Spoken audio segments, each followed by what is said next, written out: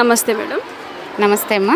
Madam, పిల్లలకి సంక్రాంతి ముందుగా ముగ్గులు పోటీలు జరుగుతుంది, కల్చరల్ యాక్టివిటీస్ కూడా జరుగుతుంది. దీని గురించి ఒక్కసారి చెప్పండి మేడం. ఇప్పుడు రాయచోటి గర్ల్స్ హై స్కూలు తర్వాత ఈ పాఠశాల ఎందుకు గత 3 సంవత్సరాల నుంచి ఈ అబ్దుల్ కలాం యువ కెరటం ట్రస్ట్ వాళ్ళు ప్రతి సంవత్సరం కూడా సంక్రాంతి ముందు ఈ కార్యక్రమాన్ని వాళ్ళు నిర్వహిస్తున్నారు. తర్వాత ఈ ముగ్గులు వేయడం అనేది మన భారతీయ సంప్రదాయము. ప్రాచీన కాలం నుంచి కూడా ప్రతి ఇల్లు కూడా ముగ్గులతో ఎంతో ఒక అందం తీసుకొస్తాయి ఈ ముగ్గులు అనేటివి. తర్వాత ఇప్పుడు ఈ కాలంలో కొంచెం పిల్లలు చదువు ధ్యాసలో పడి ఈ ముగ్గుల మీద శ్రద్ధ కొంచెం తగ్గుతూ ఉంది.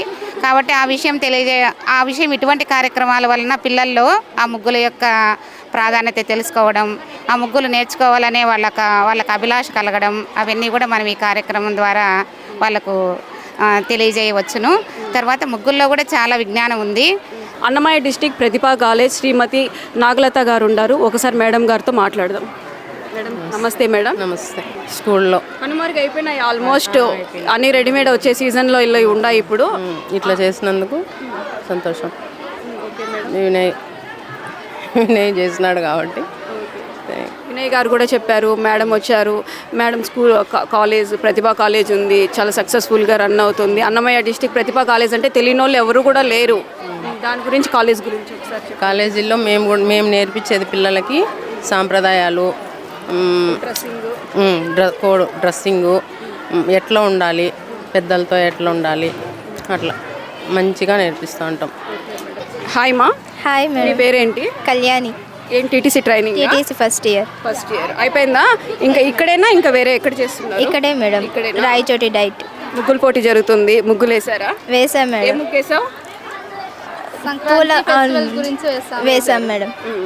ఓకే, ఇప్పుడు పిల్లలతో కలిసి వేసుకోవడం మీకు ఎలా అనిపిస్తుంది? చాలా హ్యాపీగా ఉంది మేడం. ముగ్గులు వేస్తున్నారు, దేనికి వేస్తున్నారు, ఎందుకు వేస్తున్నారు అనేది మీకు మీరు టీటీసీ ట్రైనింగ్ ఉండాలి. పిల్లలకి ఏమైనా చెప్పినారా దాని గురించి? చెప్పాం మేడం. సంక్రాంతి ప్రత్యేకత గురించి, మన తెలుగువారి సంస్కృతి గురించి తెలియజేయడానికి మనము ఈ సంక్రాంతి ముగ్గులు అనేది అరేంజ్ చేస్తాం మేడం. దీంట్లో అందరూ పార్టిసిపేట్ చేసి మంచిగా వేస్తుంటారు మేడం. Happy madam.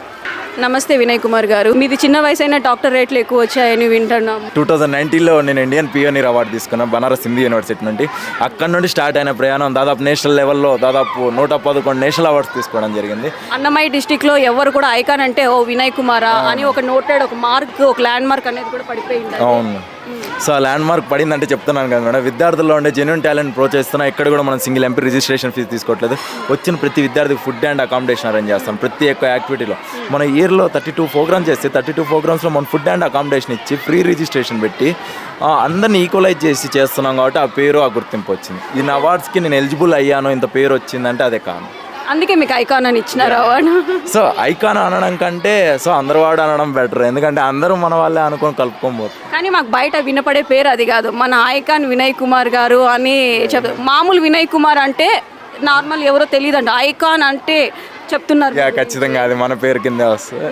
అది దేవుడు ఇచ్చిన వరం అని భావిస్తాను. ఎందుకంటే అతి చిన్న ఏజ్లో మనకు ఆ గౌరవం రావడం. ఖచ్చితంగా మీ చిన్న ఏజ్లో ఇన్ని డాక్టర్స్ రావడం, ఐకాన్ అని పేరు, ఇంత ప్రోగ్రామ్స్ ఆర్గనైజ్ చేయడం అంటే మామూలు విషయం కాదు. ఆర్గనైజ్ చేయడము అంటే ఒక బ్యాలెన్సింగ్ అన్నీ ఉండాలి మనకి. ఒక కాన్ఫిడెంట్ కానీ నుంచి పిల్లల్ని కొంచెము ఇలా అని చెప్పి సజెస్ట్ చేయడం కూడా ఇంపార్టెంట్. దానికి మెయిన్ థింగ్ మా గురువుగారు శివగంగిరెడ్డి